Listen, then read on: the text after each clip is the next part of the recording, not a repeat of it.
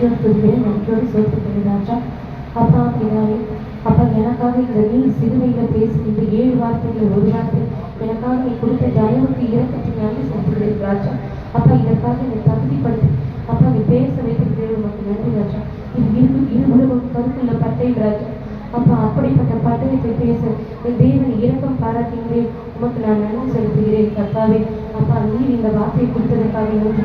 அப்பா அதை உதவி என்னுடைய தகப்பனாய் தாயம் ஆகிய ஊழியக்காரனை ஊழியக்காரன் அம்மா கொடுத்தாங்க, அதற்காக உமக்கு நன்றி செலுத்துகிறேன் ராஜா. இந்த சபை மக்களையும் உடைய கருத்தில் ஒப்பு கொடுக்கிறேன் தகப்பனே. இந்த வார்த்தையை கேட்கிற பிள்ளைகளே, இந்த வார்த்தையை கொடுக்கிற எங்களை நீர் ஆசீர்வதிக்கிறான் ராஜா. இயேசு கிறிஸ்துவின் இந்த நாமத்தினால் ஜெபிக்கிறேன் என்று சொல்லி ஜீவனும் நல்லவினாவே. அப்பா பரிசுத்த தகப்பனை நீர் பேசுகிறார். அப்பா ஐயா சொல்லும் பொழுதே 4வது மாதம் 4வது வார்த்தை அப்படின்னு விசேஷமா சொன்னாங்க. உண்மையாவே இந்த வார்த்தை ஒரு விசேஷமான ஒரு வார்த்தை தான். தவிப்பு. நம்ம எல்லாருடைய வாழ்க்கையிலும் கண்டிப்பா ஒரு தவிப்பு நிச்சயமா இருக்கதான் செய்யுது. ஆண்டவர் அப்படியேப்பட்ட ஒரு தவிப்பின் வார்த்தையை இந்த 4வது விசேஷமான வார்த்தையை கொடுத்தார். அது என்னன்னா, அது ஏன் விசேஷமான வார்த்தைன்னு நான் சொல்றேன். 7 வார்த்தையுமே ஒரு இடத்துல தான் பைபிள்ல இருக்கு. ஆனா இந்த 4வது வார்த்தை 2 முறை இந்த வேதத்துல புஸ்தகத்துல இருக்கு. அது எங்கே நம்ம வாசிக்கலாம். மத்தேயு 27:46 எடுத்தவர்கள் வாசியுங்கள்.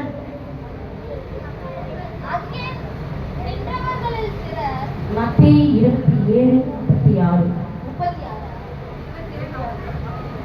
9ஆம் மணி நேரத்தில் இயேசு ஏலி ஏலி லாமா சபக்தானி என்று மிகுந்த சத்தமிட்டு கூப்பிட்டார். அதற்கு என் தேவனே ஏன் என்னை கைவிட்டீர் என்று அர்த்தமா? அதே போல மார்க்கு 15:34 எடுத்து வாசியுங்கள். 9ஆம் மணி நேரத்திலே இயேசு ஏலி ஏலி லாமா சபக்தானி என்று மிகுந்த சத்தமிட்டு கூப்பிட்டார். அதற்கு என் தேவனே ஏன் என்னை கைவிட்டீர் என்று அர்த்தமா? பைபிள்ல மத்தேயு சொல்லியிருப்பார் ஏலி ஏலி லாமா சபக்தானி. அதே போலதான் மார்க்லயும் ஏலோகி சொல்லியிருப்பார். ஏன் 2 இடத்துல சொன்னார் ஆண்டவர்? அதுக்குள்ள நிறைய விஷயங்கள் இருக்கும். அதனால எனக்கு என்ன தெரியுதா, அப்ப இருந்த ஈவர்களுக்கு இந்த மொழி தெரிஞ்சிருக்காம இருக்கலாம். எல்லாத்தையும் தமிழ்லயே நம்ம பைபிள்ல எழுதியிருக்கோம். ஆனா இங்க மட்டும் ஏலின்னு வேற மொழி, அதாவது இது அரேபிய மொழி. ஆண்டவர் பேசுற மொழி அரேபிய மொழி. ஆனா இவங்க இந்த இடத்துல மத்தியில சொன்னது கிரேக்க மொழி, எபிரேய மொழின்னு சொல்றாங்க. ஸோ இந்த 2 மொழியிலையும் அப்ப இருக்கிற ஜனங்களுக்கு புரியலான்றதுக்காக சொல்லியிருப்பாரு அப்படின்னு நினைக்கிறேன். ஆனாலும் இது விசேஷமான வார்த்தைகள் தான். ஏன்னா இந்த 4வது வார்த்தை பைபிள்ல இரு புஸ்தகத்துல 2 முறை இருக்கு. எல்லாமே அவர் பேச 7 வார்த்தைகள் எல்லாமே ஒரு இடத்துல தான் இருக்கு. ஆனா இந்த ஒரு வார்த்தை 2 இடத்துல இருக்கு. வானமும் பூமியும் ஒழிந்து போனாலும் என் வார்த்தை ஒழிந்து போக ஒரு உறுப்பு கூட ஒழிந்து போகாதுன்னு சொன்னாரு. அப்படியேப்பட்ட ஆண்டவர் ஒரு உறுப்பு கூட ஒழிந்து போக கூடாதுன்னு சொன்னது தகப்பன் இந்த வார்த்தையை இந்த வசனத்தை 2 இடத்துல வச்சிருக்காருன்னா அப்ப இது எவ்வளவு விசேஷிக்கப்பட்ட ஒரு வசனமா இருக்கும் அப்படின்னு சொல்லிட்டு நீங்க கொஞ்சம் சிந்திங்க. அதுதான் இயேசு பிதாவை நோக்கி ஏலி லாமா சபக்தானி அப்படின்னா என்னது?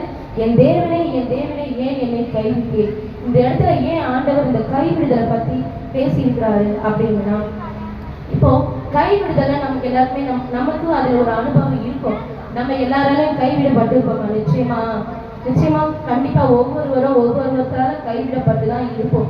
அதனோட வலி வேதனை நமக்கு தெரியணும். மற்றவங்க கைவிடுதல் படுதலனால அவங்களுக்கு நம்ம ஆறுதல் சொல்லணும். இதெல்லாம் ஆண்டவர் உணர்ந்துதான் அன்னைக்கே கைவிடுதலை பத்தி இந்த பைபிள்ல எழுதியிருக்கார். அந்த 7வது வார்த்தையா அவர் சொல்லி இருக்கிறாரு. பிதாவை நோக்கி மட்டும்தான் அவர் கூப்பிட்டாரு இந்த வார்த்தையை சொல்றப்ப. இப்ப மனுஷன் இந்த 7 வார்த்தை ஒரு சில வார்த்தையும் பிதாவை நோக்கி சொன்னாரு.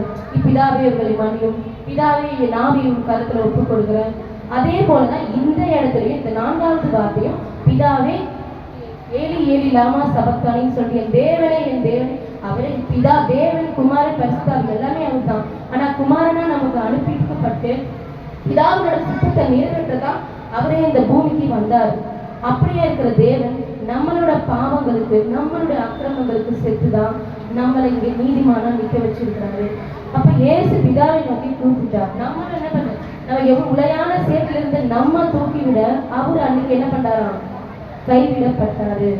இயேசு பிதாவினர் இடைவிடாமல் இருந்தாரு. அவருக்கு ஏன் இந்த பாரத்தை தாங்கிக்க முடியலன்னா, இப்போ அப்பாவும் பிதா குமார் ஒன்றா தானே இருக்காங்க.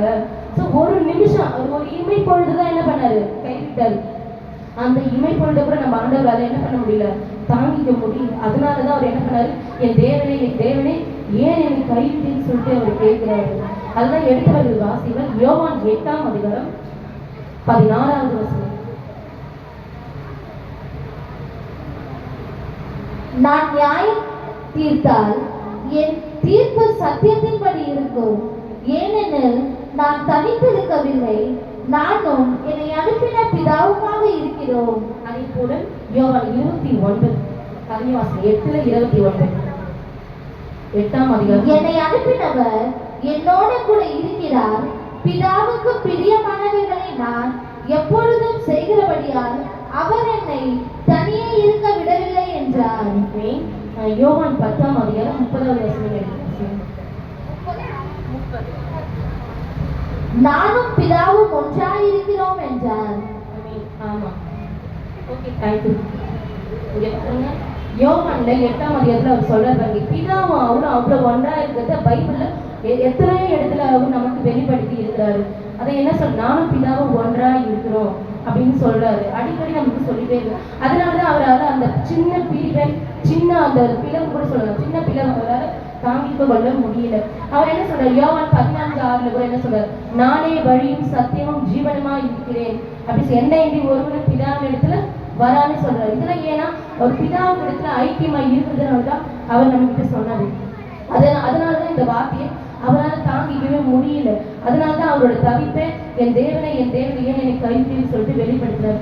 அதே போல யோவான் 14:9 என்ன சொல்றாரு, என்னை கண்டவன் பிதாவையும் கண்டான் அப்படின்னு சொல்றாரு. சோ அப்ப நம்ம ஏசப்பாவும் இல்லைன்னா நம்ம பிதாவிடத்துக்கு செல்ல வழியே கிடையாது.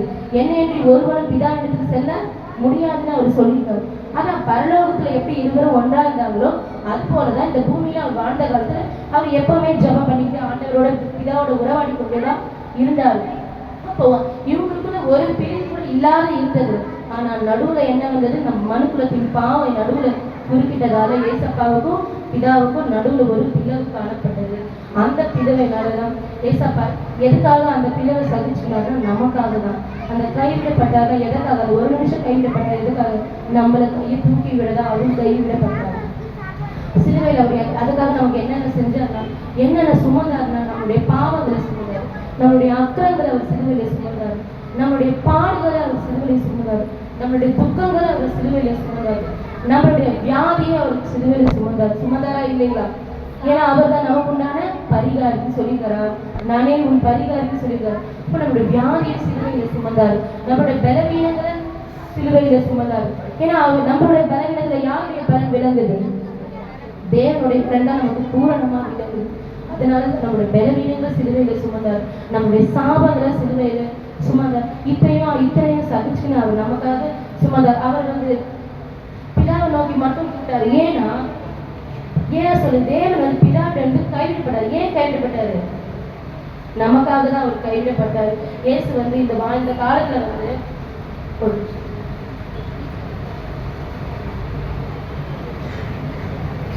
எல்லாத்தையும் பொறுமையோடு சகிச்சின தேவன். அதாவது நமக்காக அவங்க சொன்னாங்க பாருங்க, எவ்வளவு அந்த சதையை கிழிக்கிற அளவுக்குலாம் ஆண்டவர் கஷ்டப்பட்டு அவ்வளவு ரத்தம், கடைசி துளி ரத்தத்தை கூட அவர் நமக்காக செஞ்சினார். அப்படியாப்பட்ட ஆண்டவர் நமக்காக இந்த சாபங்களை பாவங்களை இதெல்லாம் சுமந்தாருன்னா அதுக்காக அவருக்கு எவ்வளவு நம்ம நன்றி விசுவாசமா இருக்கணும். நம்ம எவ்வளவு பாவிகளை ரட்சிக்கதான் ஆண்டவர் நம்ம கிட்ட வந்தார். நம்ம பாவிதான், பாவம் செய்யாதவங்க ஒருவனும் கிடையாது, எல்லாரும் செஞ்சுட்டோம். நம்ம செஞ்ச பாவங்களை மன்னிக்கவும் ஆண்டவர் வந்தார். இனிமேல் நம்ம செய்வோம் பாவம், இனிமேல அப்படி செஞ்சினா அந்த பாவத்தையும் மன்னிக்கிறவர் அவர் தான். ஏன் இந்த இடத்துல இந்த விஷயத்தை வெளிப்படுத்தணும், இனிமேலும் நம்ம தெரிஞ்சு அவங்க அறியாம நம்ம எவ்வளவு பாவம் பண்ணிடும், அவரை அறிஞ்சு நம்ம எந்த பாவமும் செய்யக்கூடாது அப்படின்றதுனால தான் இந்த விஷயத்தை சுட்டி காட்டுறோம். சரி, அப்படி நமக்காக அவர் எல்லா பாடுகளுமே பட்டார். முதல் நாள் அவர் மறிக்கிற அந்த முதல் நாள் பிலாத்து அரண்மனையில் அவர் எவ்வளவு கஷ்டப்பட்டாரு, எவ்வளவு பாடுபட்டாரு. அவருடைய அரண்மனையில வச்சு அவரை ரொம்ப கொடுமை பண்ணாங்க. எல்லாமே நமக்கு தெரியும். அவரை எல்லா வேதனையும் தாங்கி கொண்ட தேவனை அவருடைய கை காலில் ஆணிகள் அடிச்சாங்களா? அப்ப நம்மளெல்லாம் ஒரு ஊசி குத்தினாலே தாங்க முடியாது. ஆனா அவர் கை காலில் ஆணி அடிச்சாங்க. அதெல்லாம் அவர் தாங்கிக்கிட்ட தேவனே அந்த பிதாவை ஒரு நிமிஷத்துல, ஏன்னா அவர் பிதாவின் சித்தத்தை செய்தா இந்த பூமிக்கே வந்தாரு. அது நமக்கே தெரியும். அந்த வார்த்தையில அந்த அந்த வசனங்களை நிறைவேற்றத்தக்கதான் அவர் இந்த இது அவருக்கு தெரியும். நம்ம வருவோம், நம்ம மறிப்போம், நம்ம உயிர்ப்போம், இதெல்லாம் பிதாவின் சித்தத்தின்படி தான் நடக்குது. எல்லாமே தெரிஞ்சு அவர் என்ன பண்ணாரு? அவர் இதுக்காக கலந்தார். அவர் மனதார இந்த மரணத்துக்கு அவர் ஒப்புக்கொள்ளல. பிதாவின் சித்தத்தின்படி தான் இந்த மரணத்துக்கு நமக்காக, நம்ம பாவங்களுக்காக, நம்ம அக்கிரமங்களுக்காக அவர் ஒப்புவிக்கப்பட்டாரு. அப்போ பாவம் தான் மனுஷன், நம்மளோட பாவம் தான் அவர் இடையில அவருக்கு குறிப்பிடப்பட்டது. பிதா என்ன சொல்லிடுறாரு? என்னுடைய நேசகுமாரன்னு சொன்ன தகப்பன் இது, அந்த அக்னி ஜாலியில உலாவின தகப்பன், இப்படிலாம் கூடவே இருக்கிற பிதா தகப்பன் கடைசி நேரத்துல அந்த ஒரு நிமிஷம் கைவிட்டுட்டாரே என்ற வழியில தான் ஆண்டவர் வந்து ஏலி ஏலி லமா சபக்தானின்னு சொல்றாரு. எல்லோருடைய பாவங்களும் அவர் மேல சுமந்தப்பட்டது. அதனாலதான் எனது பாவ இருள் அவரை மூடிடுச்சு. ஆனா உலகத்தின் ஒளியை நமக்கு கொடுத்த ஆண்டவருக்கு கொடான கொடி நன்றி செலுத்துவோம். இயேசுக்காக நம்ம வாழ்வதும், அவரை பற்றி நம்ம பேசுவதும், அவர் அனுதினமும் நம்ம ஜெபிப்பதும், நம்ம வாழ்நாள் ஒவ்வொரு நாளும் அதை கடைபிடிப்பது தான் நம்மளோட முக்கியமான கடமையா இருக்குது. கடைசியில் ஒரே ஒரு வசனத்தை கூறி முடிக்கிறேன். எபிரேயர் 13:5 மட்டும் எனக்கு யோசி.